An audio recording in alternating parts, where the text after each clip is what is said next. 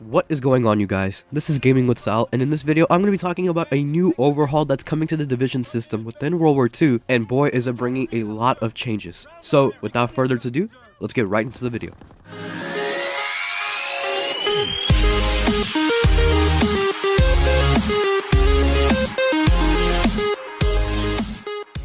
So when it comes to Call of Duty World War II, the one change that these guys brought to the game was that they changed the create a class system that we knew and loved, such as the Pick 10 system, to a whole new division system. Now, some people went ahead and accepted this new division system, and some people are still skeptical of it to this day. But this division system is now going to be getting a new overhaul and bringing so many changes to each division with new skills and new basic trainings and just so much. So let's go ahead and dive right into it. So when it comes to each division, I'm going to go ahead and say forget what you already know about each of them. For example, the infantry, airborne, armored, all that stuff, forget what you know about them when it comes to their abilities, only because there are so many small changes that have come to each division that it's going to be hard to compare or remember how different they are exactly from their original states that we have right now. So basically, like I'm saying, just forget everything for right now, and I'm going to go through this list that I made talking about some of the changes that have come to the division system. So first off, the structure itself for the division system has changed. What do I mean by this? Well, no matter what division you have now, you will always have 3 attachments for your primary weapons. So yes, the ability that you get from primed is now going to be embedded into each division. So then you're probably thinking, well, what happened to primed then? They basically got rid of primed altogether because they even said it themselves that they found it to be a crutch perk, meaning that this is the perk that people felt like they had to rely on just because it gave you that extra attachment for your primary weapon. So they went ahead and decided to remove that basic training altogether. In addition, everyone will now be able to equip a lethal and a tactical at the same time, no matter what their division is. So no, you do not have to use expeditionary anymore just so you can carry an extra lethal and extra tactical. To me, this is a really good change because whenever I first hopped onto World War II, I found it really weird how from past Call of Duties, I was able to have the ability to choose whether or not I wanted to carry 2 tacticals, 2 lethals, or 1 tactical and 1 lethal. But in World War II, which is a game that came after those games, I'm limited to only choosing either a lethal or a tactical, and it just felt weird. So I'm kind of glad to see that we can do that once again here in this game. Now, this is one of the bigger changes in my opinion, but everybody is going to have unlimited sprint now. No matter what division you're using or how your player loadout is set, everyone is going to have unlimited sprint, meaning that airborne division is not the division that you have to depend on in order to have those longer sprint distances. But I'm going to get into airborne whenever I start talking about each division itself, and that goes for everything that I just talked about right now. If you're wondering, well, if these changes are coming to the game, then how are the divisions exactly changed? And like I said, I'm going to go ahead and get into that later on. Now I want to shift gears and talk about the division's attachments, such as the bayonet, incendiary shell, suppressor, tactical knife.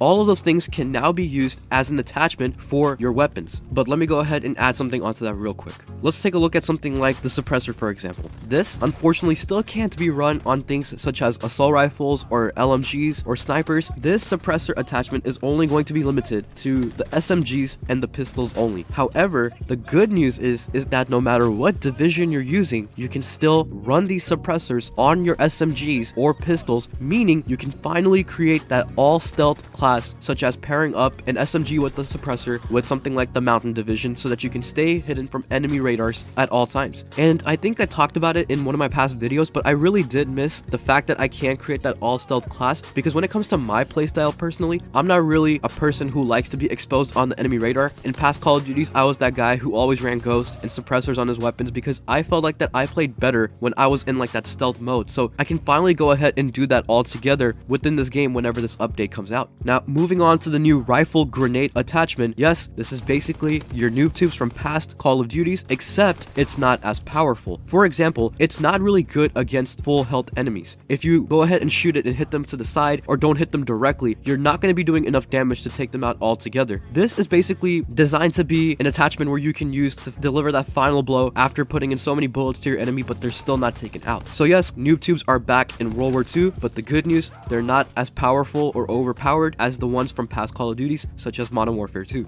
Moving forward, the tactical knife is still limited to the pistols only, but it is now a regular attachment, so you don't have to be using the resistance division to use this attachment. Same goes for shotguns and incendiary shells, only available for shotguns and can be used no matter what division you're using. Once again, same thing with the bipods and LMGs. You know, no matter what division you're using, you can use this as an attachment for your LMGs. And then when it comes to the snipers, the sharpshooter ability is now built into all snipers, so once again, you don't have to be dependent on the mountain division to be able to use this ability. Overall, the pattern that can be seen when it comes to these attachments that are specific to the divisions only, that they're not tied to the division anymore. They're all still going to be limited to their specific weapon types, such as the bayonet and assault rifles, the incendiary shells, and the shotguns, except they're not tied with their divisions. This to me is going to be a very good change to the game because it allows us to have a tad more customization when it comes to our loadouts versus when we did before this change is coming to the game. So altogether, it's going to be pretty cool to see how all of this is going to affect everyone's playstyle, and I can't wait for it to come. Now, before I go ahead and talk about each change that came to the divisions, I want to talk about two new basic trainings that are coming to the game.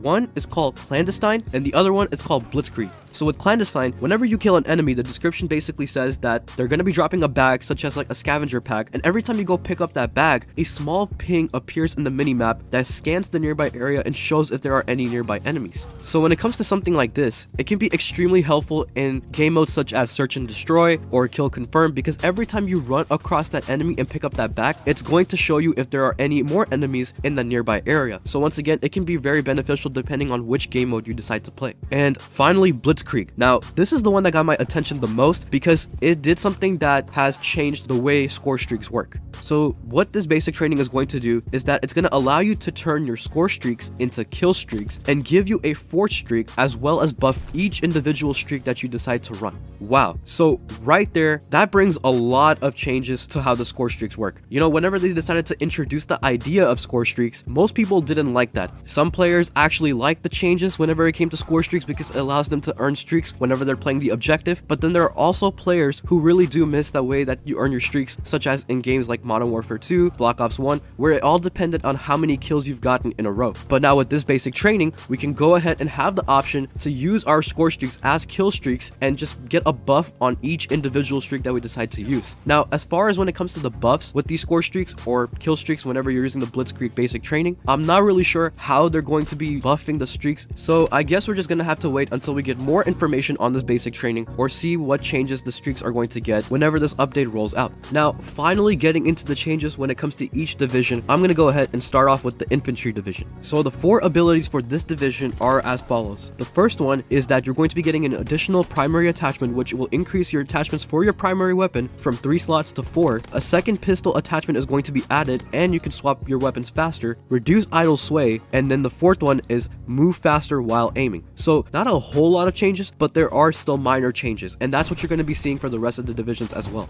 Next, with the airborne division, you're going to be able to fire your weapons while sprinting as the first ability. The second ability is going to be the fact that you can reload while sprinting. The third ability is going to be the player is able to climb faster with no fall damage, and the fourth ability is that we are all going to get to sprint faster over time. So notice how it's not longer sprint times, it's more like you're going to be faster the more you're sprinting. So the airborne division still has an ability that has to do with your player sprinting, but like I said, very tiny changes. Next up, with the armor division, the player will now be able to 1. Take significantly less explosive damage and fire damage. Number 2, immune to shell shocks and tacticals. Number 3, your weapon will now have increased bullet penetration. And 4, it will greatly reduce flinch whenever you get shot. So this is where that other ability for the prime basic training went. It basically just got added to the armor division. Now with the mountain division, the first ability is going to be that players will be invisible to enemy recon and controlled streaks. The second ability is killed enemy death locations are hidden. Number 3,